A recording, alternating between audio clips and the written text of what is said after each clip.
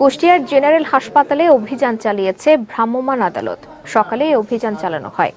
এ সময় ডাক্তারের স্বাক্ষর জাল করার দায়ে 2 জনকে 10,000 টাকা জরিমানা ও অনাদায়ে 7 দিনের কারাদণ্ড প্রদান করা হয়। এছাড়া টাকার বিনিময়ে রোগীর সিরিয়াল করে দেওয়ার দায়ে হাসপাতালের তত্ত্বাবধায়ক ডাক্তার মোহাম্মদ রফিকুল ইসলামের অনুরোধে কয়েকজনকে মুচলেকা নিয়ে ছেড়ে দেওয়া হয়। ভ্রাম্যমাণ আদালত পরিচালনা করেন সদর উপজেলার নির্বাহী কর্মকর্তা পার্থ প্রতিমশীল ও ভূমি অফিসের সহকারী কমিশনার রিফাতুল ইসলাম। এ সময় ঊর্ধ্বতন পুলিশের কর্মকর্তারা উপস্থিত ছিলেন।